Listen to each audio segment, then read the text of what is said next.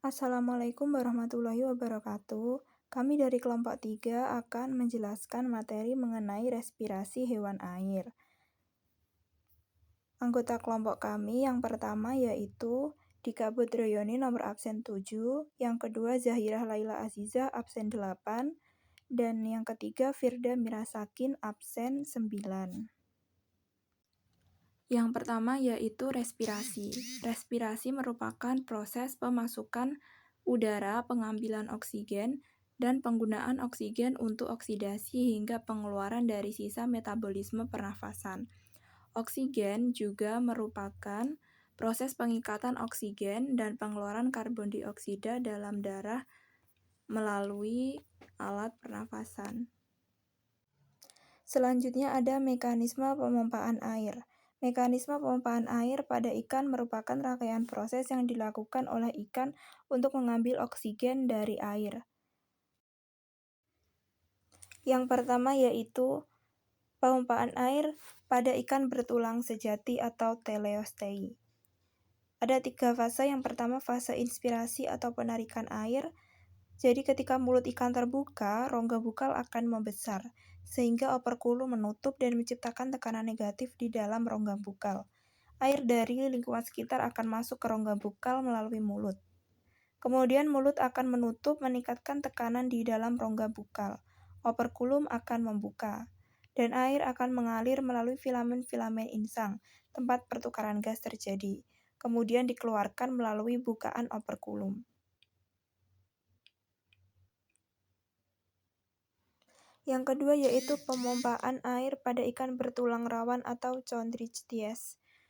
Ikan akan membuka mulut yang menyebabkan volume rongga mulut meningkat dan menciptakan tekanan negatif. Hal ini memungkinkan udara terisap masuk ke dalam mulut. Kemudian air yang masuk mengalir melalui insang. Tetapi untuk ikan bertulang rawan tidak memiliki tutup insang atau operkulum, sehingga udara dapat keluar langsung melalui celah insang di sisi kepala. Yang ketiga yaitu ikan golongan dipnoi atau ikan yang bernapas menggunakan paru-paru. Ikan golongan dipnoi ini akan bernafas menggunakan insang ketika berada di dalam air dan bernafas menggunakan paru-paru ketika mereka berada di udara atau mengambil oksigen dari udara. Caranya yaitu menggunakan pernafasan bukal ketika di dalam air. Mulut ikan akan membuka yang menyebabkan volume rongga mulut meningkat dan menciptakan tekanan negatif. Kemudian air akan masuk melalui insang sehingga udara dapat keluar langsung melalui celah insang di sisi bagian kepala. Kemudian di dalam insang terjadi pertukaran gas di mana oksigen dari udara diserap oleh darah dan kapiler insang. Kemudian setelah air terisap, mulut ikan akan menutup dan dinding rongga mulut menyempit, yang mendorong udara keluar melalui celah insang. Selanjutnya pada golongan krustasea, yaitu udang. Udang akan mengambil air melalui mulut dan memompanya ke dalam rongga insang dengan menggunakan otot-otot di sekitar karapas. Otot-otot ini berkontraksi untuk menciptakan tekanan yang mendorong air masuk. Kemudian air akan mengalir melalui insang, oksigen terlarut dalam air berdifusi ke dalam darah udang, sementara karbon dioksida yang dihasilkan oleh metabolisme berdifusi keluar ke dalam air. Proses ini terjadi secara efisien karena permukaan insang yang luas. Kemudian setelah oksigen diserap, air yang telah kehilangan sebagian besar kandungan oksigennya akan dikeluarkan melalui celah di karapas untuk kembali ke lingkungan. Ada beberapa faktor yang mempengaruhi konsumsi oksigen pada ikan. Yang pertama adalah suhu air. Suhu air memiliki pengaruh signifikan terhadap kelarutan oksigen dan metabolisme ikan. Ketika suhu air naik, kemampuan air untuk melarutkan oksigen menurun. Semua adalah ukuran dan umur ikan. Ikan yang masih muda atau masih kecil membutuhkan oksigen untuk bernafas karena mereka tuh bergeraknya lebih aktif dan lincah. Ini terjadi karena organ-organ dalam tubuh mereka itu masih sangat berfungsi dengan baik. Sel-sel tubuh mereka juga berkembang karena masih dalam fase pertumbuhan. Ketiga adalah aktivitas fisik. Saat ikan berenang atau mencari makanan, mereka menggunakan lebih banyak energi. energi yang didapatkan dari proses pembakaran di dalam tubuh mereka yang membutuhkan oksigen. Jadi semakin aktif ikan, semakin banyak oksigen mereka yang dibutuhkan untuk bergerak dan beraktivitas. Faktor yang selanjutnya adalah kondisi lingkungan. Kualitas air sangat penting bagi kesehatan ikan. Dari beberapa faktor seperti kadar air, kadar oksigen terlarut, pH, dan salinitas berperan dalam kemampuan ikan untuk bernafas. Faktor yang selanjutnya adalah kepadatan populasi. Ketika terlalu banyak ikan dalam satu area, mereka harus bersaing untuk mendapatkan oksigen yang terbatas. Pertama adalah nutrisi dan kesehatan. Ketika ikan mendapatkan makanan yang tepat, mereka dapat tumbuh dengan baik dan tetap aktif. Ikan yang sehat dan aktif memerlukan lebih banyak energi untuk bergerak dan menjalankan fungsi tubuhnya. Nah, selanjutnya adalah ritme harian konsumsi oksigen. Contohnya adalah ikan mas. Jadi penelitian menunjukkan bahwa ikan mas itu memiliki ritme harian yang berbeda dalam satu hari. Pada suhu 20 derajat Celcius, ikan mas biasanya menggunakan antara 24,5 hingga 29 mg oksigen per kilogram berat tubuh setiap jam. Pada jam 6 pagi, ikan mas menggunakan oksigen paling banyak yaitu 29,1 mg per miligram oksigen per kilogram per kilogram berat tubuh setiap jam. Hal ini karena ikan lebih aktif di pagi hari. Nah, konsumsi oksigen terendah terjadi pada jam 2 pagi dan jam 5 sore, yaitu 24,5 mg per kilogram berat tubuh setiap jam. Selanjutnya adalah adaptasi di lingkungan rendah oksigen. Ikan dapat beradaptasi di lingkungan seperti rendah oksigen, seperti kolam berlumpur. Contohnya adalah ikan lele. Ikan lele itu mempunyai labirin yang berguna untuk menyimpan oksigen. Bahas metabolisme respirasi. Menurut Webster dan Lin, metabolisme adalah perubahan atau semua transformasi kimiawi dan energi yang terjadi dalam tubuh. Ikan sendiri merupakan hewan air yang mengonsumsi oksigen terlarut dalam air. Dalam mengambil oksigen yang dilakukan ikan, organ respirasi utamanya yaitu insang. Respirasi pada hewan air atau ikan meliputi pengambilan oksigen dari perairan. Konsumsi oksigen per unit waktu menunjukkan laju metabolisme pada ikan. Oksigen terlarut sangat diperlukan untuk respirasi dan metabolisme, serta kelangsungan hidup organisasi menurut Mulyani 2024. Kemudian, menurut Imam Abror 2010, respirasi dapat digolongkan menjadi dua jenis berdasarkan persediaan oksigen di udara, yaitu respirasi aerob dan anaerob.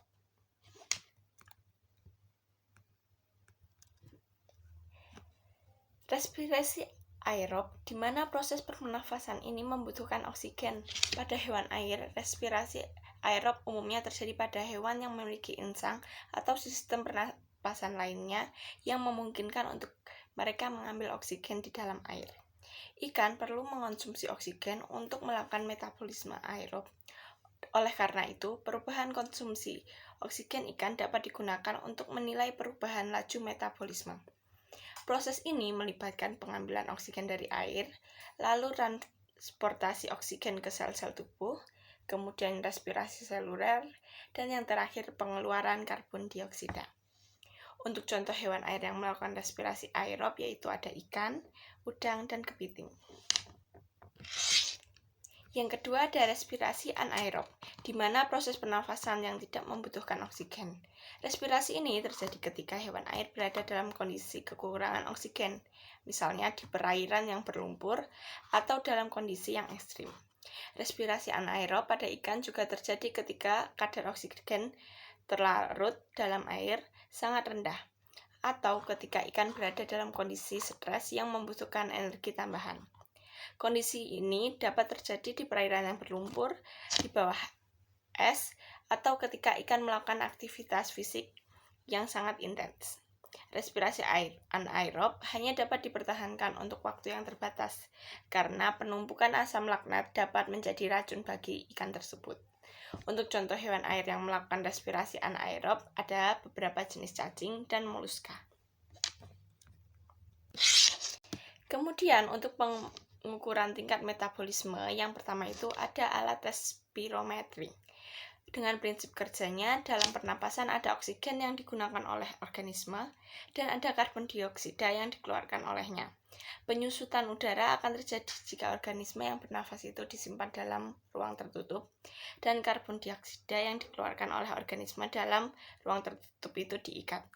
Kecepatan penyusutan udara dalam ruang itu dapat dicatat atau diamati pada pipa kapiler berskala. Untuk yang kedua itu ada laju ventilasi. Laju ventilasi ikan adalah jumlah air yang dipompa melalui rongga buka dan faring ikan untuk melintasi insang. Semakin tinggi laju metabolisme, semakin banyak oksigen yang dibutuhkan dan karbon dioksida yang dihasilkan, sehingga laju ventilasi ikut meningkat. Untuk yang ketiga itu ada kadar oksigen dalam darah. Dengan metode yang digunakan yaitu pertama, pengambilan sampel darah. Yang kedua, analisis gas darah. Kemudian yang terakhir, pengukuran oksigen terlarut dalam air.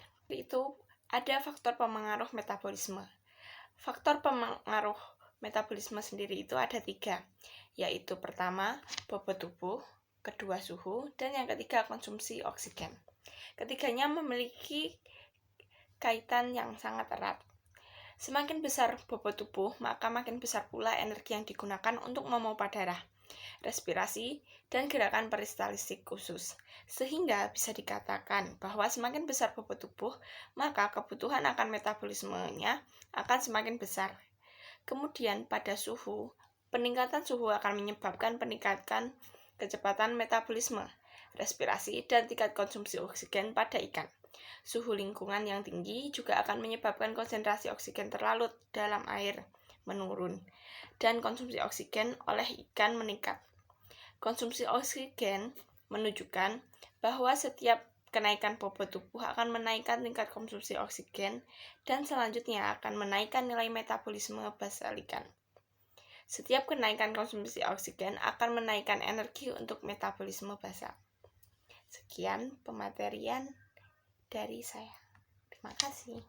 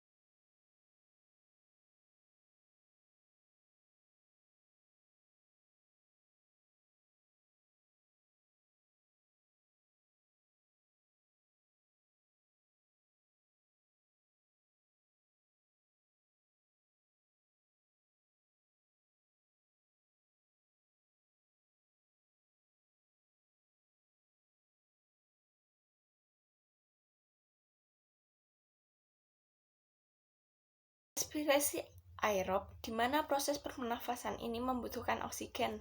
Pada hewan air, respirasi aerob umumnya terjadi pada hewan yang memiliki insang atau sistem pernapasan lainnya yang memungkinkan untuk mereka mengambil oksigen di dalam air.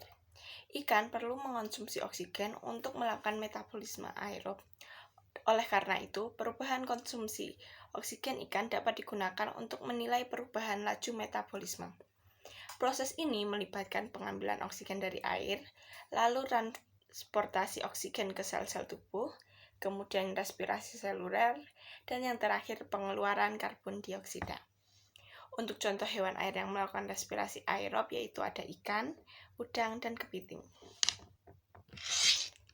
Yang kedua ada respirasi anaerob, di mana proses pernafasan yang tidak membutuhkan oksigen.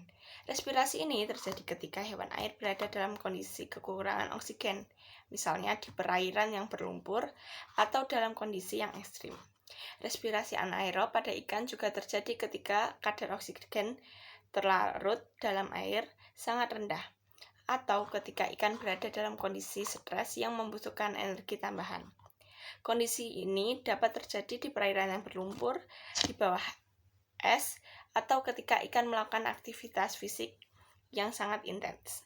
Respirasi anaerob hanya dapat dipertahankan untuk waktu yang terbatas, karena penumpukan asam laknat dapat menjadi racun bagi ikan tersebut. Untuk contoh hewan air yang melakukan respirasi anaerob, ada beberapa jenis cacing dan moluska. Kemudian untuk pengukuran tingkat metabolisme, yang pertama itu ada alat tes spirometri. Dengan prinsip kerjanya, dalam pernapasan ada oksigen yang digunakan oleh organisme dan ada karbon dioksida yang dikeluarkan olehnya. Penyusutan udara akan terjadi jika organisme yang bernafas itu disimpan dalam ruang tertutup dan karbon dioksida yang dikeluarkan oleh organisme dalam ruang tertutup itu diikat. Kecepatan penyusutan udara dalam ruang itu dapat dicatat atau diamati pada pipa kapiler berskala. Untuk yang kedua itu ada laju ventilasi. Laju ventilasi ikan adalah jumlah air yang dipompa melalui rongga buka dan faring ikan untuk melintasi insang. Semakin tinggi laju metabolisme, semakin banyak oksigen yang dibutuhkan dan karbon dioksida yang dihasilkan, sehingga laju ventilasi ikut meningkat. Untuk yang ketiga itu ada kadar oksigen dalam darah. Dengan metode yang digunakan yaitu pertama, pengambilan sampel darah. Yang kedua, analisis gas darah. Kemudian yang terakhir, pengukuran oksigen terlarut dalam air. Lalu,